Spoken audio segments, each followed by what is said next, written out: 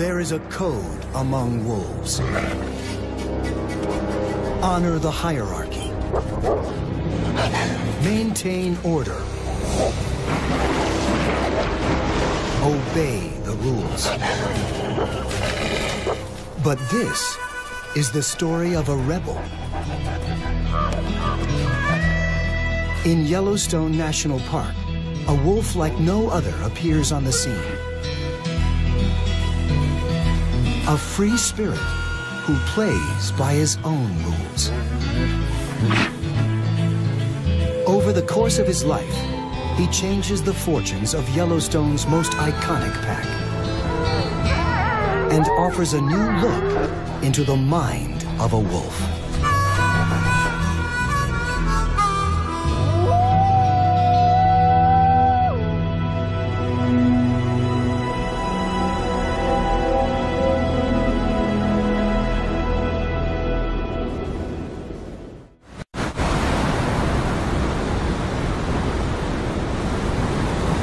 On a windswept plateau, a young wolf battles for survival.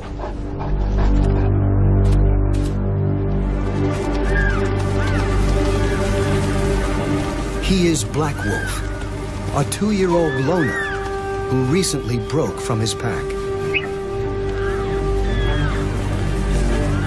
No wolf wants to be alone. It's too hard to make a living without allies. But Black Wolf is willing to take the risk for a higher status, a better territory, and a chance to breed. The urge to be with his own kind drives him onward, until he stands before a new valley ruled by a mighty pack. Their presence draws him closer, but this is dangerous ground. Here, conflict is a way of life. High rank and breeding rights are often achieved through force. Many die young. But he is no ordinary wolf. Instead of strength and aggression, he's armed with cunning, and he brings his own recipe for success. His entire young life has led to this moment. It all began 2 years earlier and many kilometers away in Yellowstone's thermal caldera.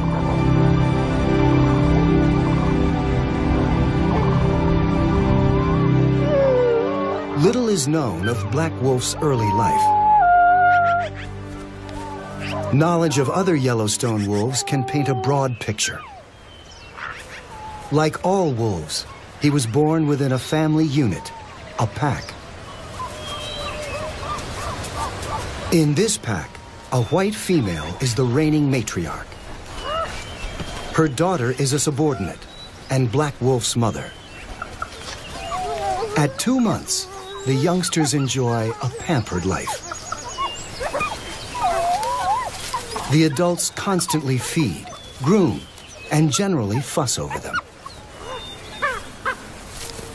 His grandfather, the pack's alpha male, takes charge of today's food delivery.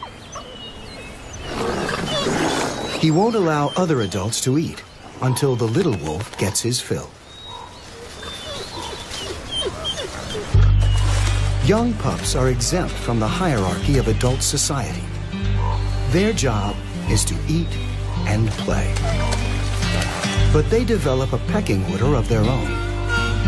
Black Wolf usually ends up on the bottom. His brothers and sisters practice the dominance they'll use later in life. But aggression isn't really his thing. He just loves the game and exploring the riverbank beside the den.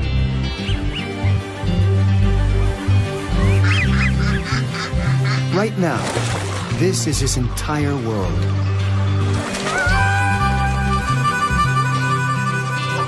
But there's plenty for a curious pup to discover.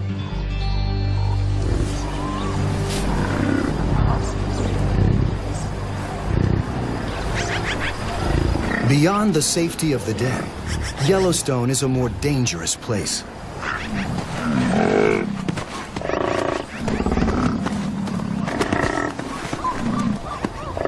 Black Wolf's grandfather must face the hazards if he's to feed his pack. Wolves are hunters, but when he finds an elk carcass, he turns scavenger. Problem is, he's not alone.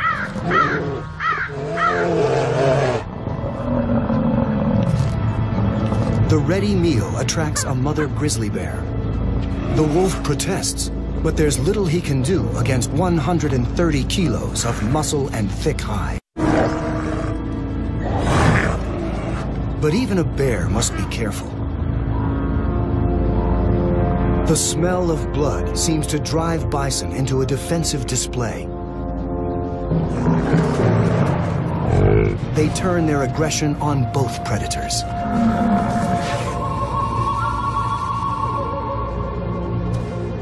Finally, the grizzly has had enough. She rejoins her waiting cubs to look for an easier meal. In this game of round robin, perseverance pays off. The young ones are blissfully unaware of the effort it takes to feed them. They're putting on about 1.5 kilos a week, eating nearly every day.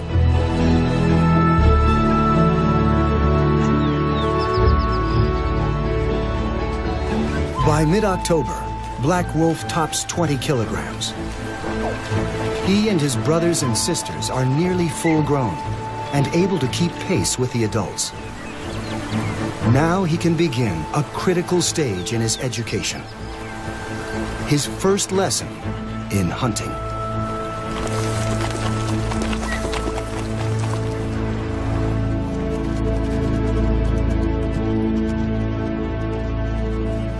In the fall, Yellowstone's elk herds migrate from the mountainsides to lower valleys.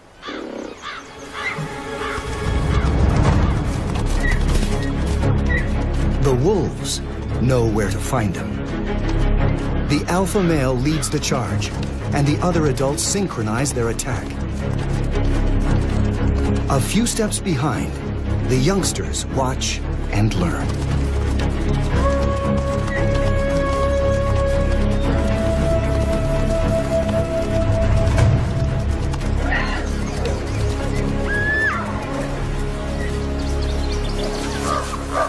With adults to teach him and a stable pack in which to grow, Black Wolf is on his way to becoming a hunter. But his small pack is vulnerable. He is the first to notice a strong scent, the smell of other wolves.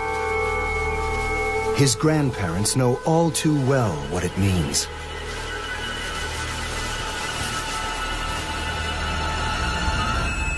Invaders. A rival clan from the south has slipped into their territory. They're a large pack of tough bison hunters, and they're looking to grab this land by intimidation or by force.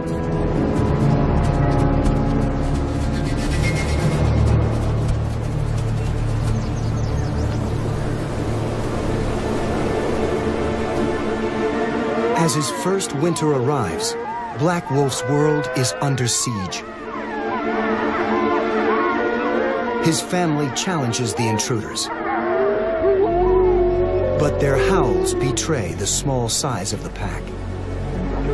The invaders know they have the advantage, and they charge. Their mission is to destroy the heart of the small pack by killing its leaders.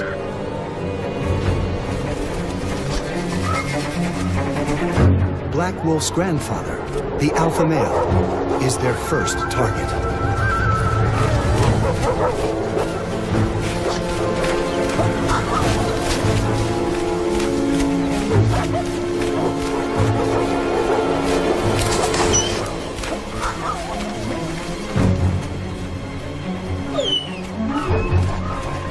The pup is too young to intervene, He can only flee as the mob catches up with the alpha and kills him on the spot.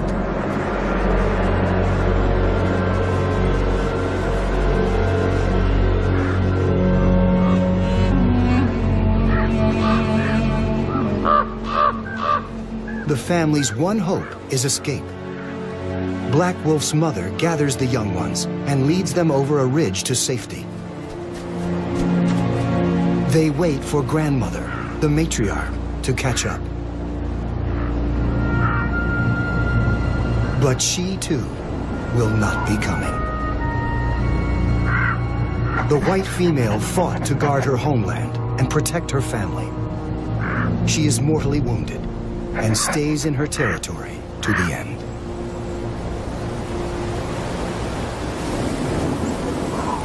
Black Wolf, his mother, and 3 siblings are cut adrift.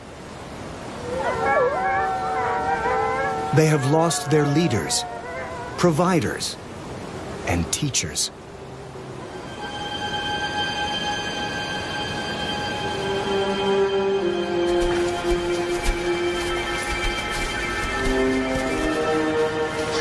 His mother cannot hunt and care for all the young on her own.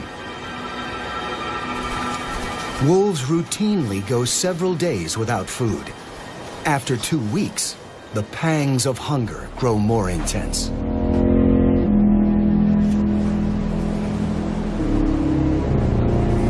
There is prey in this new territory. Black Wolf has never hunted before.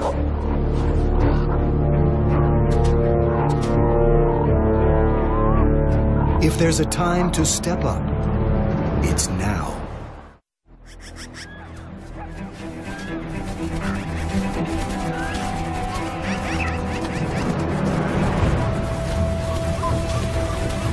Black Wolf draws on his powerful instinct for the chase. He tries to tap into what he's learned.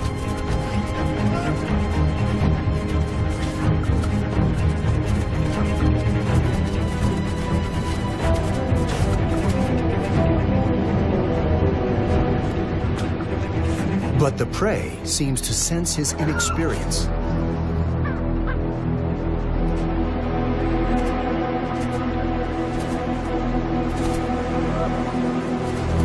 He can't put the pieces together, and his hunger only grows.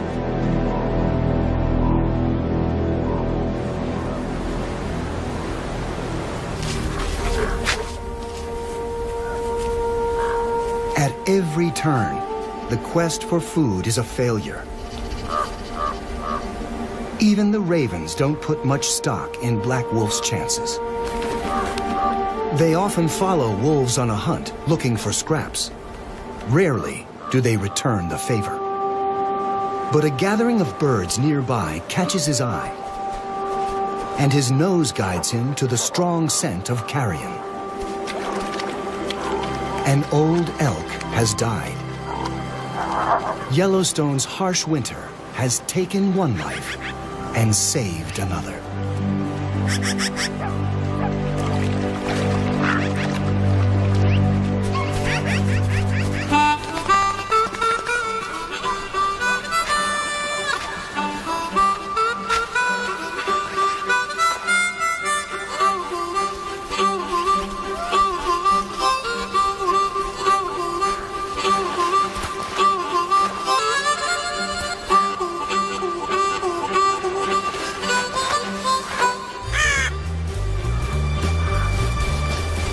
The windfall feeds the entire pack, but such lucky finds are few and far between.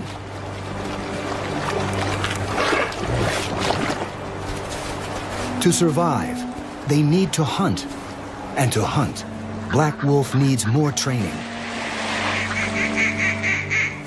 What he really needs is a father figure.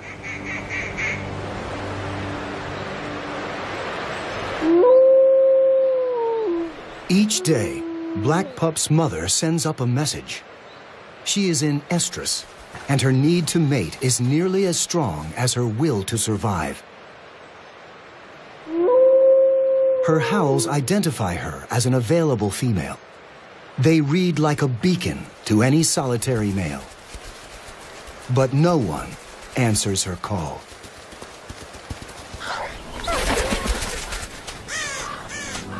For 2 more weeks, she tries to scavenge enough food for the ragtag family. But the job is too big for her alone.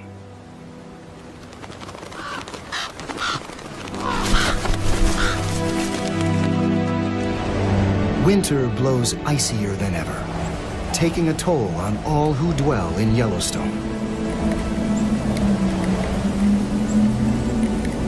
Until one January morning, a distant sound drifts in on the cold air.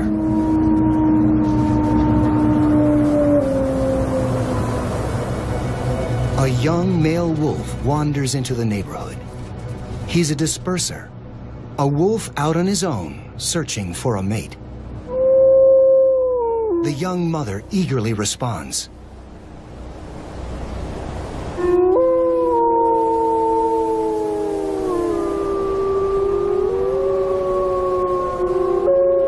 And an exchange of calls guides him to her.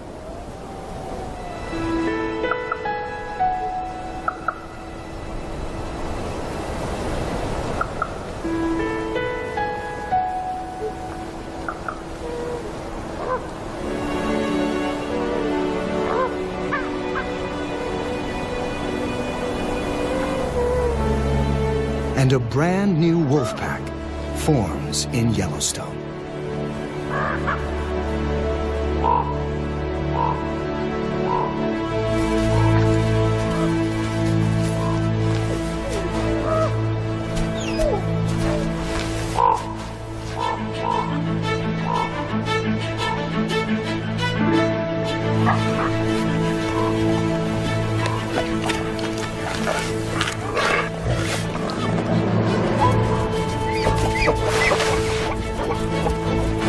The new stepdad proves to be a solid provider.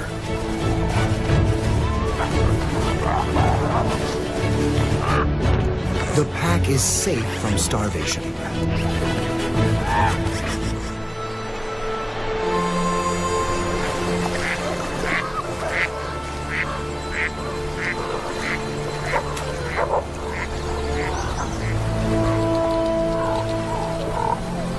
Black Wolf is a yearling now. It's time to share the burden of bringing food for the family. He must become an elk hunter. One morning, his stepfather leads him and his brother to a nearby pond. A small group of cow elk have come to drink. Black Wolf eagerly launches the chase. But as before, the prey fights back. A kick from an elk can break a wolf's jaw.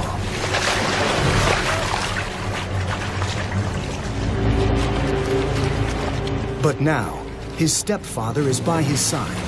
The yearling rallies, and together they charge back.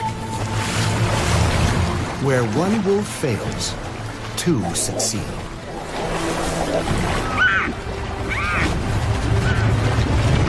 Finally, brother charges in to help finish the job.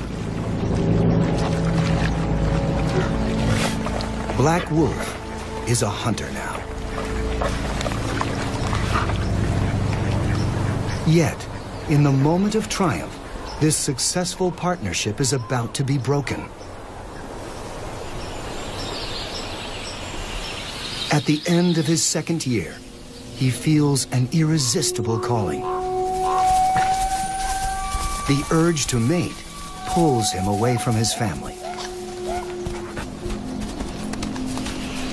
To answer the call, he must leave. He begins to wander to the edges of his home territory for days, then weeks, until one day, he doesn't turn back.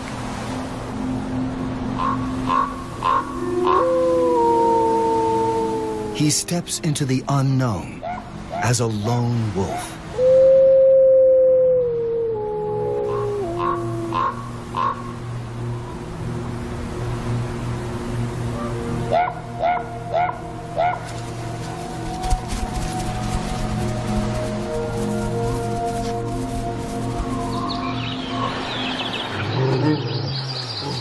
Most young males choose to disperse like this, but it's tough going.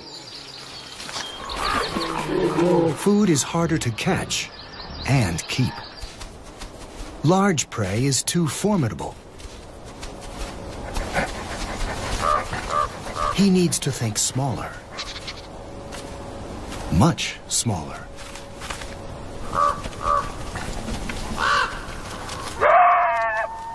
Thieves dog his every step.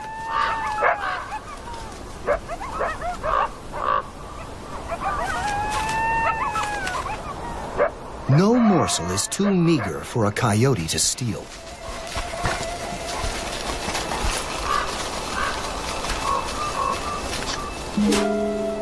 But they underestimate his determination. They can hassle and taunt, but they can't shake his focus.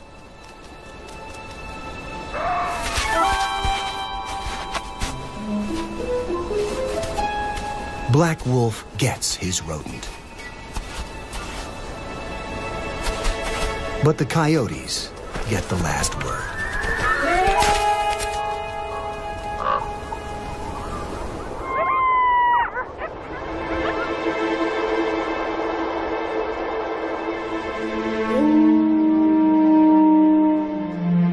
He endures this vagabond life for one reason: find a mate and end the solitude.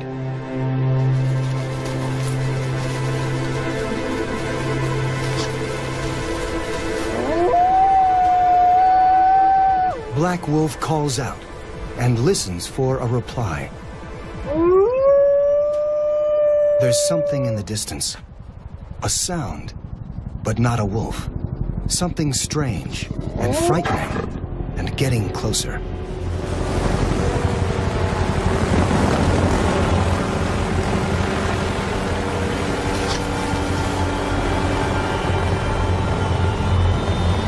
In an instant, the sky unleashes chaos, a deafening roar and blinding snow.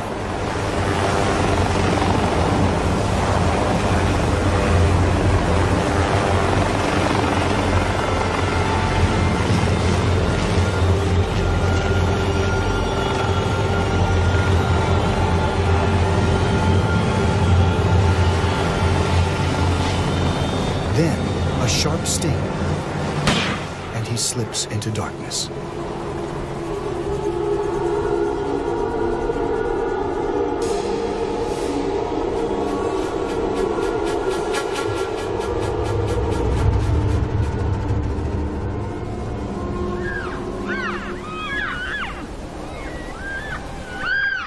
Four hours later, Black Wolf emerges from his encounter with man. He is now a tagged and collared animal, Yellowstone wolf number 302. Like so many of his fellow wolves, he will be monitored by humans. Now, his movements and behavior will be well documented.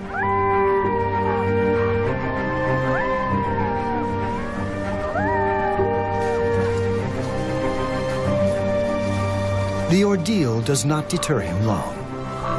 He pushes north until he stands before a broad valley. The place seems tailor-made for wolves to live well.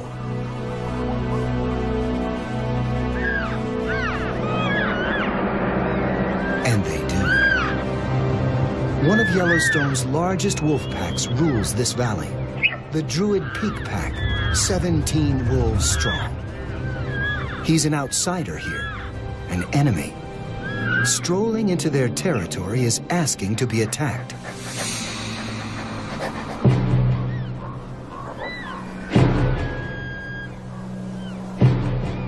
But something tells him to stick around a while.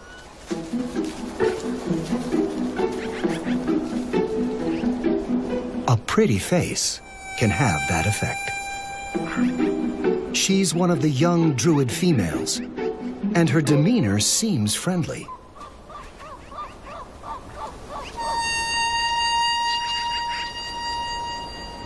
Downright enthusiastic is more like it.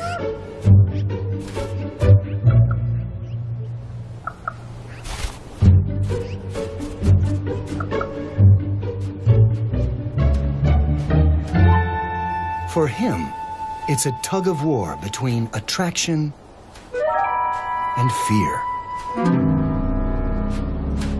There's good reason to be wary. Her father is the Druid leader, a powerful alpha male called 21. Black Wolf tries to play it subtle. If only she'd stop bouncing around. Too late. Alpha males kill intruders like him.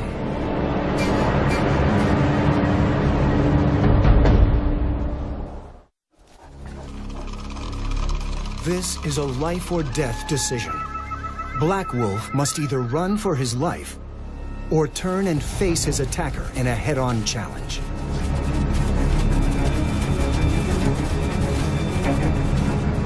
But given two options, he picks a third. He faces his rival, then immediately surrenders.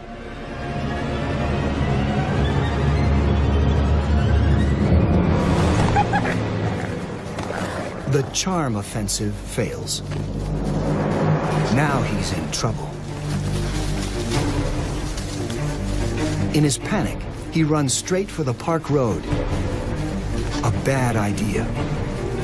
More than a dozen Yellowstone wolves have died in traffic. Most won't go near it. But that is his saving grace.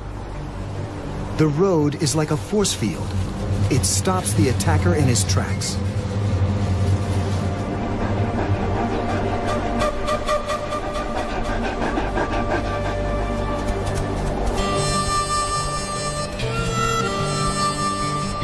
Black Wolf is safe for the moment, so he decides to hang around a while.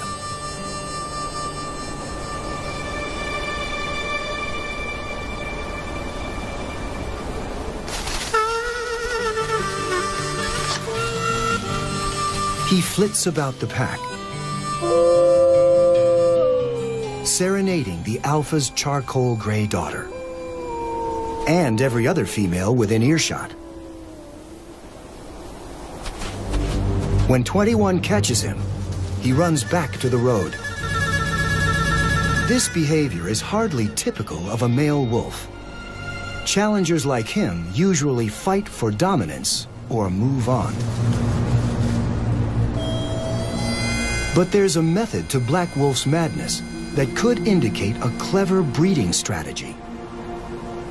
The Druid pack has many females, but 21, the Druid alpha, can't mate with them because they're his relatives, mostly daughters.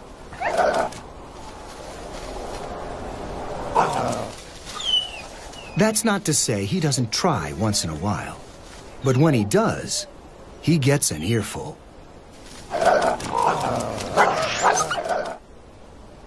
It's how wolves avoid inbreeding.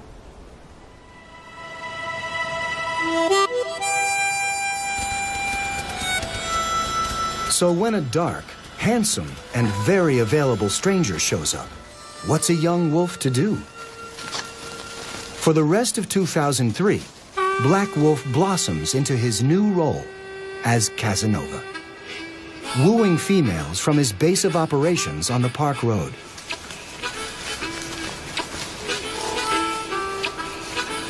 The charcoal female especially finds him irresistible. Pretty soon, she's spending more time with him and less with her father's pack. Typically, a couple like this forms a pair bond and starts its own pack. But it turns out Black Wolf is not a one-woman guy. He seems content to stay right where he is, cavorting with multiple Druid females and mating with them on the sly, but bonding with none. He passes another year without commitment, free of any responsibility.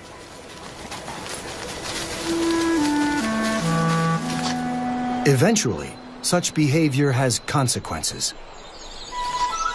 In 2003, Black Wolf becomes a father. On spring days, when the coast is clear, he sneaks into the Druid den to visit his pups. He's pulling off a unique balancing act. He's not a pack member, but he's not really an outsider either.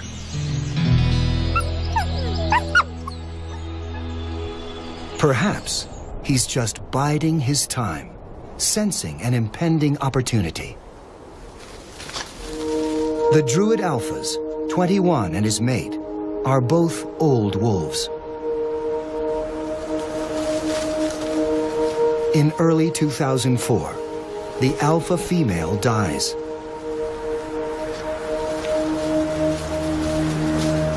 A few months later, 21 himself climbs a high ridgeline and disappears.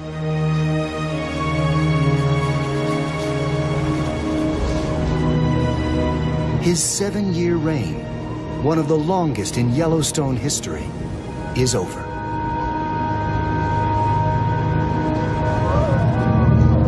The loss leaves the Druids reeling and desperate for a leader. Some even abandon the pack. This could finally be Black Wolf's moment. But not so fast. A new candidate saunters into the valley. Another dark stranger. And he intends to rule the Druid pack himself. The newcomer to the valley is no stranger. He's actually Black Wolf's younger brother, a male called 480.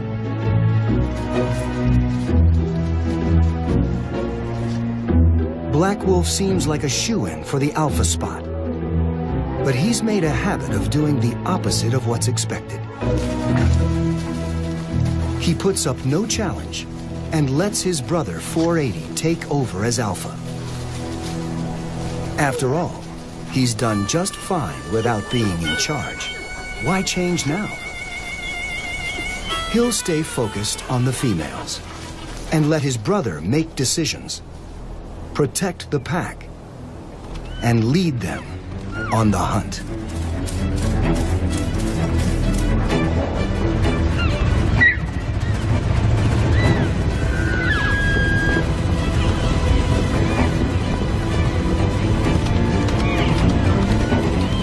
With 480 in charge, the Druid Peak pack begins to recover.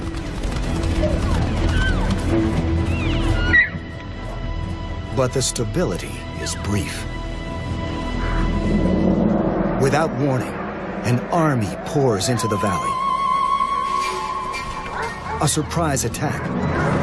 A new enemy from the north has been steadily growing in numbers. Now, it's one of Yellowstone's biggest and most aggressive packs. They want to expand their territory by conquering the Druids.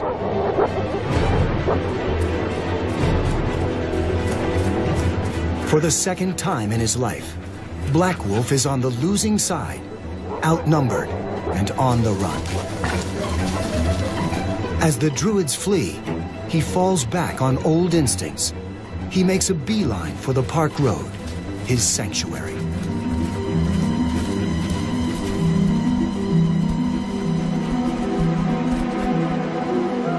Behind him, the victorious Northern Pack celebrates its conquest. The Valley of the Druids is theirs.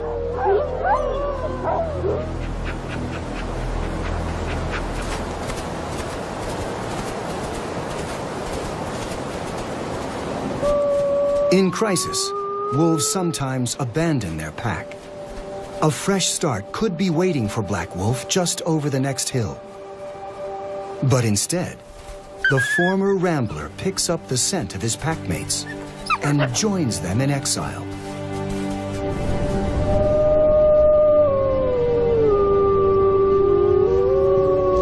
It is a bleak time. Disease sweeps through Yellowstone. In 2005, no Druid pups survive. Under the strain, the pack fragments. The once mighty Druid clan dwindles to just 4 wolves. Black Wolf, the Alpha 480, and 2 females. Together, the 4 wolves survive to greet another spring.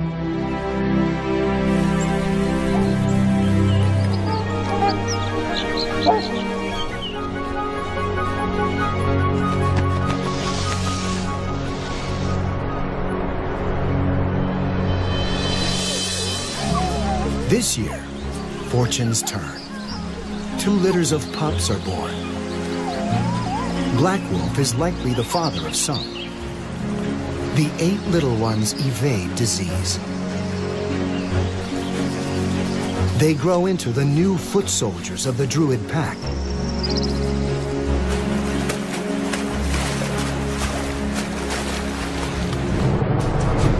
After 2 years in exile, the Druids are eager to take back what is theirs.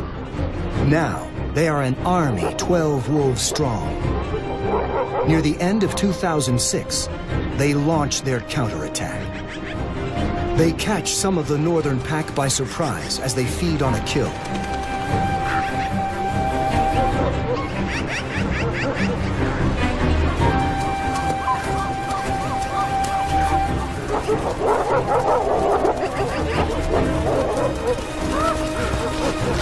Black Wolf is in the thick of the fray.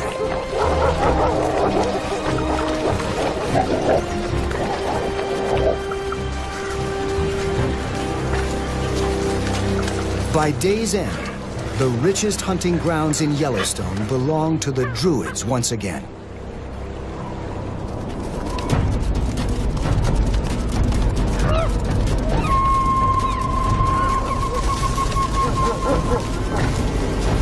Black Wolf is now 6 years old, a tough animal, and the Druids' best hunter.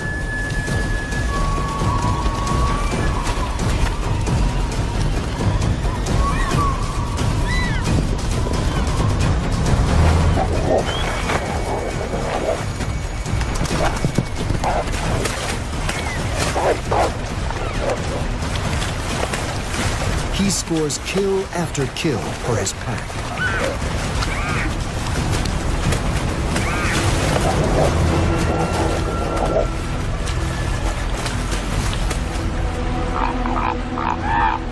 By now, he provides for the family as much as any alpha. He should be settling into his golden years as a pack elder, but new problems keep turning up.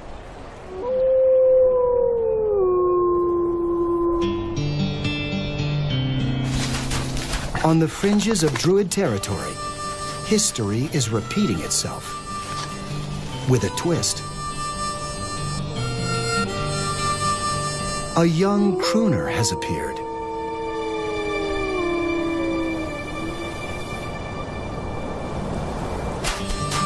And he's romancing the Druid females.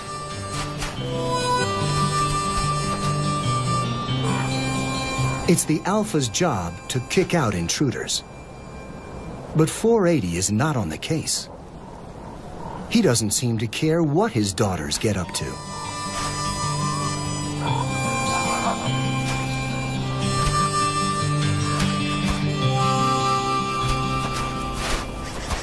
Black Wolf, on the other hand, definitely minds. A sneaky tryst with the alpha's daughter is his trick. No young upstart is going to beat him at his own game.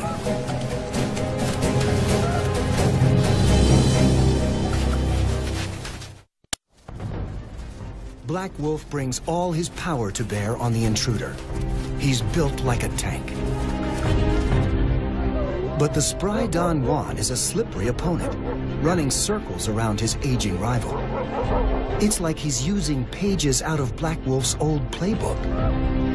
Clearly, other males can pull off the Casanova strategy as well as he can. If the old wolf is going to do the work of an alpha, he should at least get the benefits. But no. He still has to endure life as a subordinate. 480 never misses a chance to remind him who's boss. It could be that Black Wolf has finally outgrown the Druids.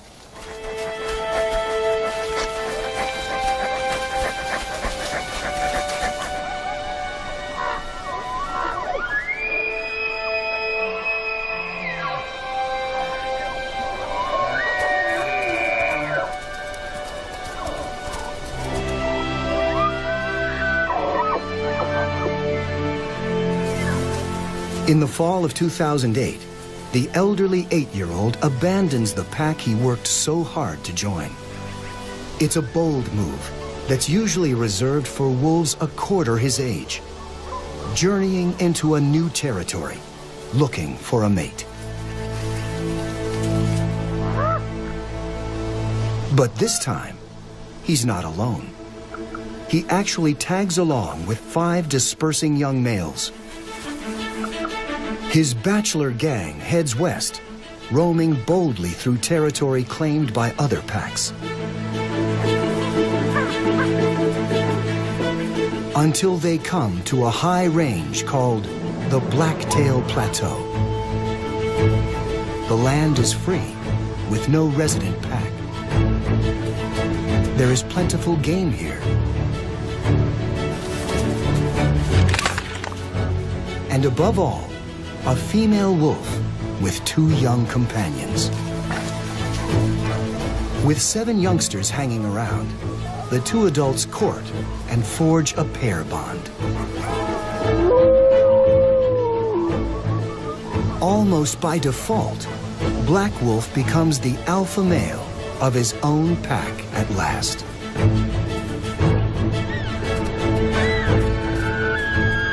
Yellowstone wolves seldom live past 5. Black Wolf is nearly 10.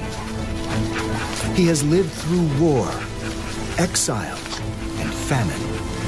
He has hunted elk by the hundreds. Few wolves can match his experience.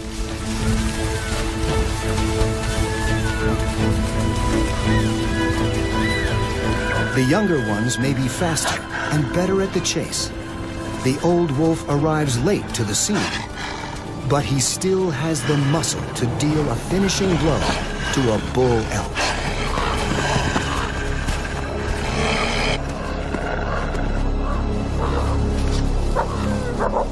Under his steady leadership, the new pack thrives.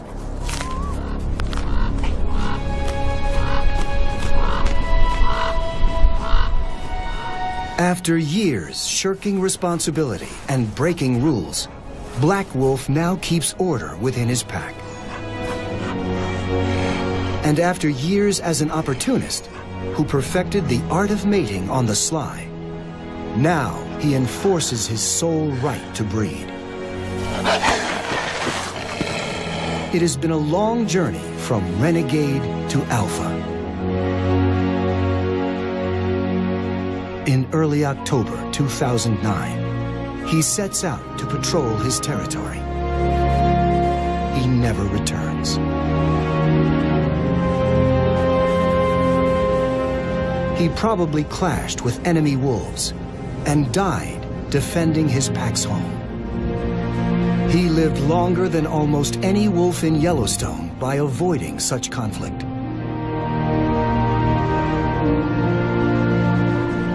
He likely sired more offspring than any other male, nearly all of them in secret. A strategy he didn't invent, but may have perfected.